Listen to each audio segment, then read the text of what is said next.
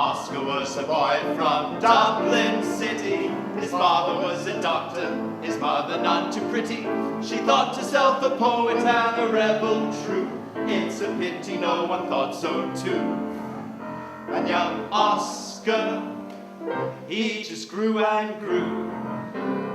His schools, they were the kind his parents could afford. They were the type of school where you just might be a lord. And I'm afraid that school that made our Oscar bored until he got to old Oxford. And Oscar, this was new, he knew. All art is quite useless. And that's because the only thing the artist cannot see is the obvious. The only thing the public can see is the obvious. The result, the criticism of the journalist. And bad manners, like a journalist. Mm-hmm. So journalism is unreadable and literature unread. Now in the old days, books were written by men of letters and read by the public. Nowadays, books are written by the public and read by no one. My latest book, The Portrait of Dorian Gray, is a strange concoction. It is perhaps the most lifelike thing I've ever written. Yet, it's utterly unlike life. Let us go and sit in the shade, Mr. Gray, or you will become sunburned, and that would be most unbecoming. What can it matter, Lord Henry? Well, it should matter everything in the world to you, Mr. Gray. Why? Because you have the most marvelous youth, and youth is the one thing that matters. The gods have been good to you, Mr. Gray, but what the gods give, they quickly take away. So don't waste the golden days listening to the tedious, the vulgar, and the boring. Live that wonderful life that's in you. Be afraid of nothing. Be always searching for new sensations.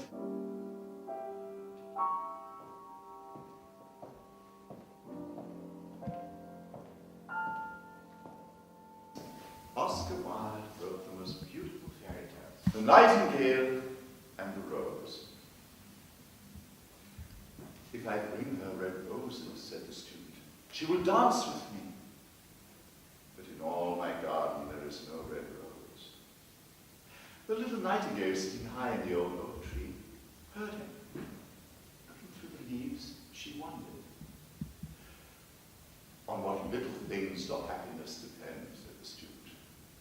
I have read all the books that the wise men have written, and the secrets of philosophy are mine, but for want of a red rose is my life made wretched. And his eyes began to fill with tears. Here is a true lover, said the nightingale. Of him I have sung night after night to the stars and the moon, yet I knew him not. Tomorrow the prince will give a ball, and my love will be of the company. If I bring her a red rose, she will wear it next to her heart. And then she will dance with me. She rests her head on my shoulder, her hand clasped in mine. Then, for lack of a red rose, she will pass me by and not even look at me. She flew to the rose tree around the old sundial and said, please, please, give me one red rose and I will sing you my sweetest song. But he too shook his head and said, I'm sorry, but my roses are all yellow. So she flew to the rose tree that grew beneath the student's window, and she said, please, please give me one red rose and I will sing you my sweetest song. Said the rose tree, my roses are red, but the winter has chilled my blood, and the frost has nipped my buds. I shall bear no rose at all this year.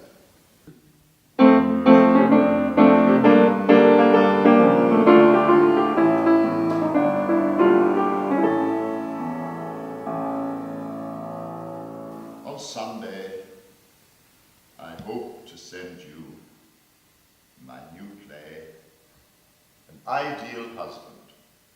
I think you will like it. It's a very funny play. Want to have a serious conversation with you, sir. Goodness, Papa, this hour. It is only 10 o'clock, sir. What is your objection to the hour? I think the hour is a most admirable hour. It's just not my day for talking theory. What? I'm very sorry, it's just not my day. What do you mean, Shah? Well, you see, Father, I only speak seriously on the first Tuesday of every month from 4 to 7. Well, make it Tuesday, Shah. Make it Tuesday. But it's after 7, Father, and my doctor told me never to indulge in serious conversation after 7. It makes me talk in my sleep. Talk in your sleep, Shah? What does it matter? You are not married.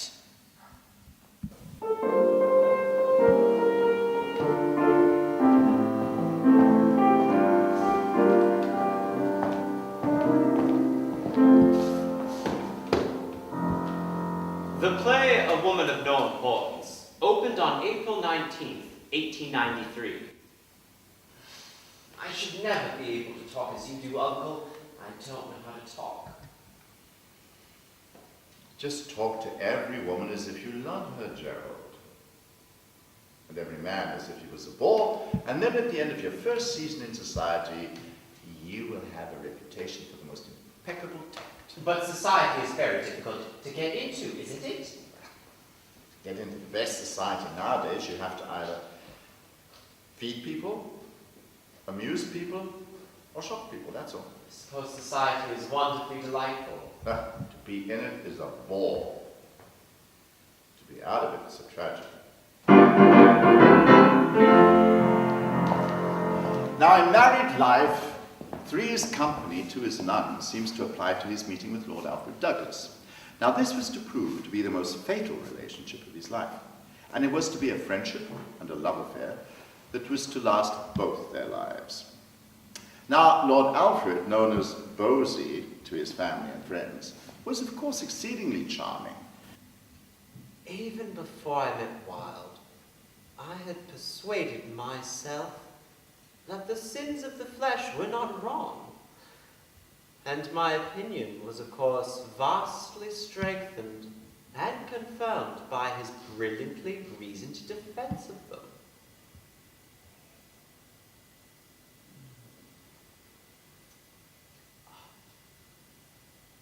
The difference between us was this. I was at that time a frank and natural pagan. And he was a man who believed in sin, and yet deliberately committed it. Now we get to meet dear Aunt Augusta, the formidable Lady Bracknell, speaking to Jack Worthing.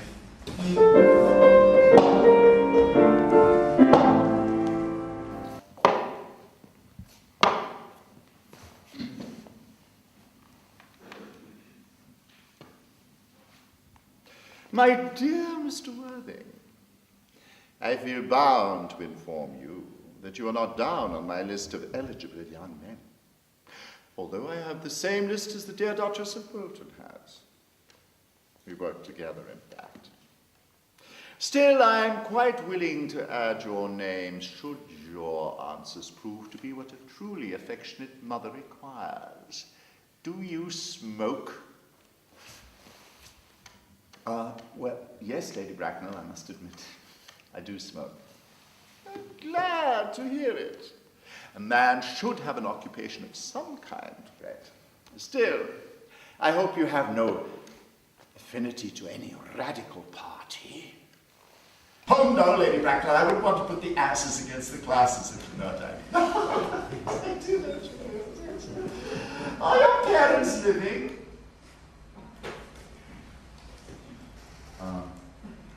I've lost both my parents.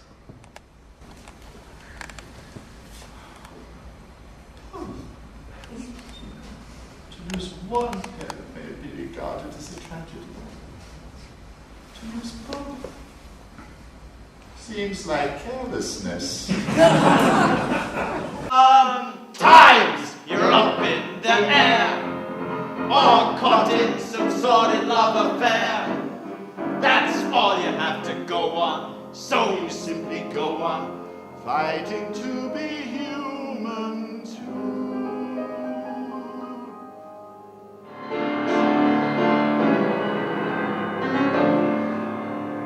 Certainly Salome was consonant with Wilde's theory of tragedy, which he expressed to a correspondent in 1894.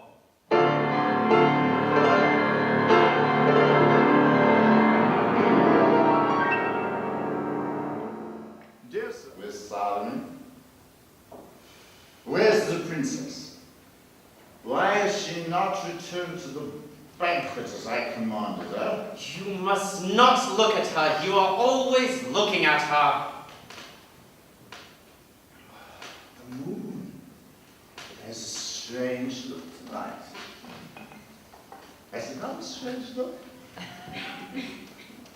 It's like a mad woman. Like a mad woman looking everywhere for lovers.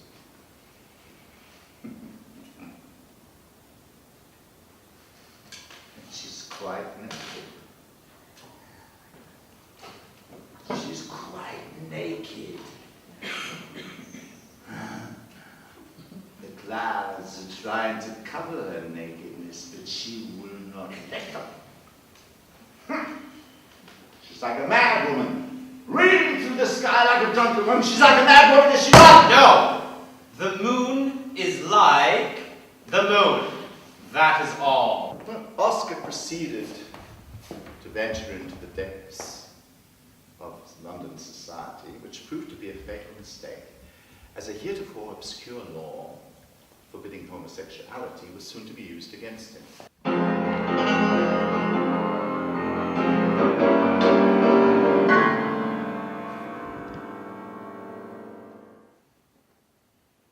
Any male person who, in public or private, commits or is the party to the commission of, or procures or attempts to procure the commission of, any male person of gross indecency with another male person shall be guilty of a misdemeanor, and being convicted thereof, shall be liable, at the discretion of the court, to be imprisoned for any term not exceeding 2 years, with or without hard labor.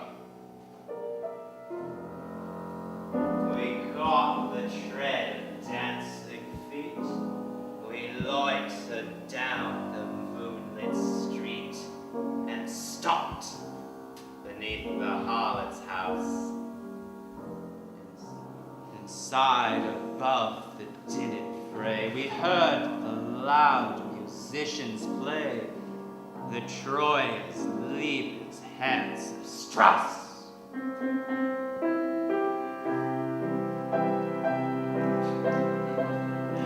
Sometimes a horrible marionette came out and smoked its cigarette upon the steps like a living thing. But she shared the violin and left my side and entered in. Love passed into a house of lust!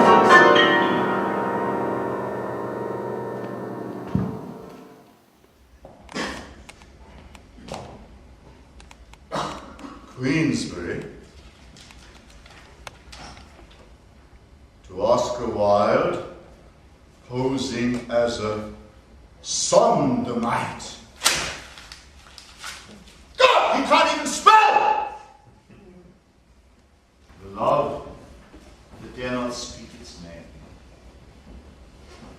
And because of it, I am put where I am now. No work of art ever puts forward views. Views belong to people who are not artists. A perverted novel might be a good book. I don't know what you mean by a perverted novel. Then I will suggest Dorian Gray as open to the interpretation of being such a novel. That could only be to fools and illiterates. But let us go over it phrase by phrase. I quite admit that I adore you madly. What do you say to that? Have you ever adored young man madly? I prefer love. It's a higher form. I adored you extravagantly. Do you mean financially? Oh yes, financially. Do you think we're talking about finance? I don't think, sir, that you know what you are talking about. A did it. A committed the act of sodomy on me. I was asked by Wilde to pretend that I was a woman and that he was me lover. I used to sit on his knees and he would play with me privates as if I were a girl. Oscar Wilde, you are condemned to 2 years hard labor. The sentence to commence in Her Majesty's prison at Pentonville.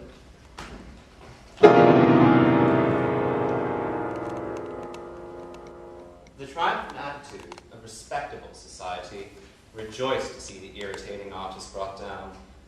Wilde was to be forgotten, if possible. Society, having enjoyed a banquet of scandalous exposure, now took its customary deserts of smugness and cruelty.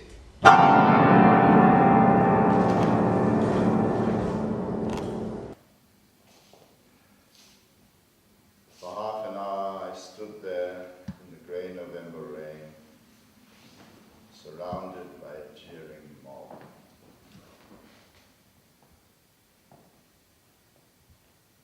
It is the laughter, the horrible laughter of the world that is far worse than all the tears ever shed.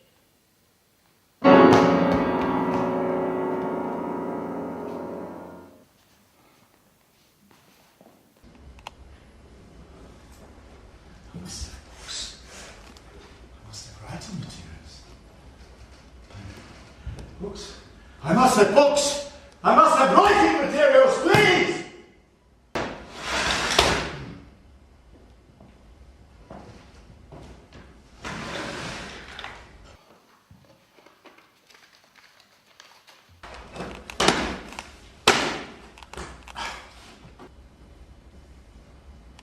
Friendship is far more tragic than love. It lasts longer.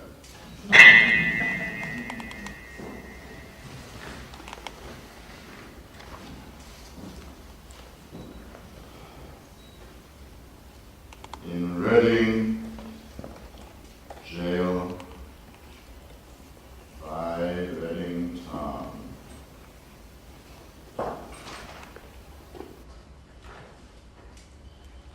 There is a pit of shame, and in it lies a wretched man,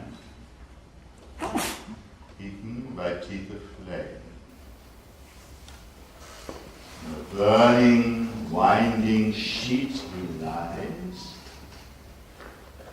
and his grave has got no name. Each man kills the thing he loves. By each let this be heard. Some do it with a bitter look, some with a flattering word. Some love too little, some love too long. Some sell, others buy. Some do the deed with many a tear, some without a sigh. I know not whether laws be right or whether laws be wrong. All that we know who lie in jail is that the wall is strong, and that each day is like a year whose days are long. And this I know, that every law that man hath made for men since man first took his brother's life and the whole sad world began, but chores the wheat and stays the chaff of the most evil fan. And this I know. And good it were if each could know the same, that Every prison that men build is built with bricks of shame, and bound with bars, lest Christ should see how men them brothers maim. With bars that dim the gracious moon and blind the golden sun. And they do well to hide their hell, 'cause in it things are done that neither Son of God nor Son of Man ever should look upon.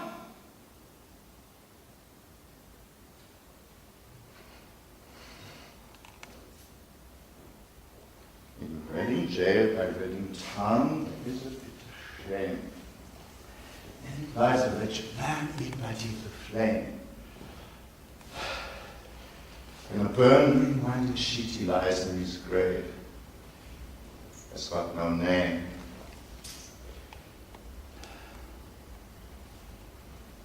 And there, till Christ call up the dead, in silence let him lie.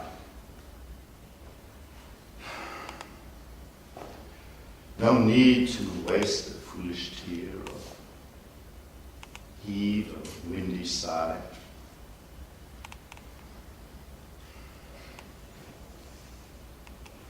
The man it killed